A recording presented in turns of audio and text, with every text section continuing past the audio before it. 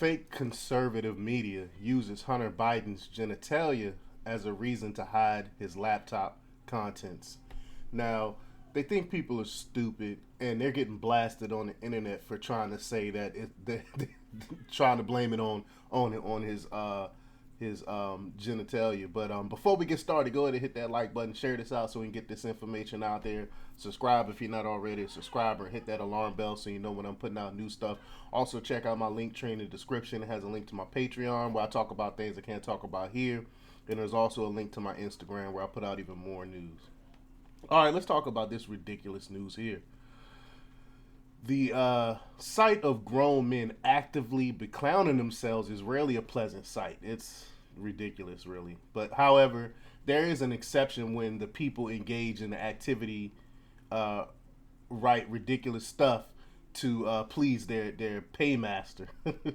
Elon Musk's revelation about the hyper-partisan decision making process, which led Twitter to actively meddle in the 2020 election by working with the FBI and quite possibly other agencies to suppress the New York Post story on Hunter Biden's laptop, or rather, the emails on Hunter Biden's laptop show beyond a shadow of a doubt Hunter Biden was engaged in corruption and influence peddling, and Joe Biden, in the form of his alter ego, the big guy. Y'all know I talked about the big guy on several occasions. Received a rake off from that corruption. Like it was at least 10%. And remember, they also shared bank accounts. So whatever money Hunter Biden got, Joe Biden had access to that as well. That information could very well have decided the election if, for instance, the media called out Joe Biden on his lies about the laptop and emails. And I showed this, I talk about it on numerous occasions how they did a study or a survey on if people knew about if the laptop was true, would they would have voted for Joe Biden. And a lot of them said no. And that was enough to swing the election right there in itself. But now that the laptop has been authenticated by at least one major news outlet, CBS authenticates Hunter Biden laptop and signals the wheels on the bus are coming for Joe. That was one article that actually talked about it. All they have left is to defend Hunter Biden's mental fragility. We got John Favreau.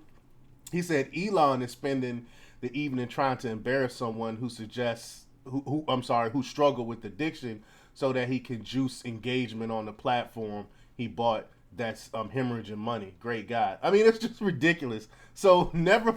So now they try to say, oh, because he has addictions that he should be allowed to commit fraud. He should be allowed to money launder. He should be allowed to take favors from other countries like China. We're saying just because he has a drug addiction, we should allow him to break the law. That's just a ridiculous take right there. And then they try and ridicule the information. You have Ron Filipowski who tweeted out why MAGA, quote, why MAGA and Elon Musk are so adamant that people be able to post photos of Hunter's Johnson is something that probably should be explored with their preachers or psychiatrists, but it is certainly not a matter for constitutional scholars or litigators. It has nothing to do with the naked photos that he's posting. I mean, that's the least of what's going on, really. But that's right. The Pierre Omidyar funded Democrat outlet, The Bulwark, has actually posted a story headline, no, quote, no, you do not have a constitutional right to post Hunter Biden's D pic on Twitter.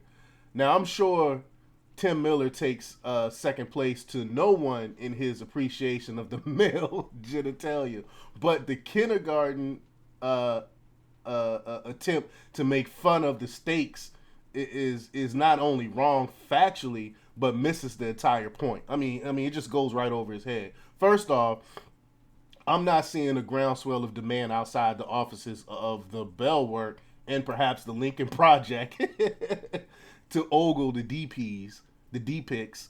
uh, there are undoubtedly a few members of a protected class who have put those images in their personal archives, but I hazard a guess that the number is minimal. The larger lesson, or maybe a smaller lesson, as I have not personally viewed all of the images in question, is that if you don't want pictures of your pee circulating on the internet, don't take photos of it. Miller is a stereotypically dishonest Bullworth way of framing, has equated Twitter stomping on images of Hunter Biden's pee to their prohibiting the sharing of news about the story, and he's using the rationale for the former to justify the latter, which is just ridiculous. I mean, we don't even have to cover the topics of his pictures. It's a much broader issue. Of course, like what I'm talking about is the money laundering, the influence peddling, and a lot more worse things than just taking pictures of his D. I mean, that's just ridiculous, a dumb argument on the face of it. But this defense seems to be gaining currency among the stump broke, pseudo conservative, dark money funded media. You got David French, for instance. He said deleting pornographic pictures of Hunter Biden was appropriate. Twitter's suppression of the New York Post story about Hunter's laptop was far less defensible, but no amount of misguided rhetoric can transform a Twitter story into a government scandal. See, they keep the same dumb talking point. It has nothing to do with the pictures. Well, it was funny seeing Elon Musk take time out to dunk on the noted combat veteran and champion of the quote blessings of liberty. Viva Frey said they are working hard to turn a scandal into a non-story. I agree. And Elon Musk said, and in doing so, destroy their credibility. Their credibility was already being destroyed. This is kind of like the icing on the cake. No, it was not appropriate to delete the images. You got Emma Jo Morris tweeted out, "This is a lazy attempt to revise history. The New York Post was censored for reporting on documents obtained from Hunter Biden's personal hard drive. The hard drive also contained pornographic pictures that the Post did not publish. So that's getting it straight is not that hard. Thank you for that one, Emma Jo. That's a perfect take. It has nothing to do with the pictures. It's the other contents on that hard drive that's very disturbing. But the images were not standalone images sent to a paramour and then spread in revenge porn. The images were on a hard drive along with evidence of sex trafficking, drug use, influence peddling, and financial fraud. They, in the words of Law and Order Jack McCoy, go to character. By themselves, there might have been a case for their suppression had they not belonged to the son of a presidential candidate. There is a much legitimacy in suppressing those images as in suppressing any other content from that laptop. The images did not belong to Twitter, and under Section 230, they had no legal responsibility for them or to stop them. The argument that it was okay for the Biden campaign to demand the laptop contents be suppressed is also specious. It might not be a constitutional violation for the Biden campaign and Twitter to work hand in glove, but there are very definite issues of legal campaign coordination and in-kind donations. They can get in trouble for that one, most definitely. This would be considered an in-kind donation for them to help to help his campaign, and they didn't declare it or anything like that.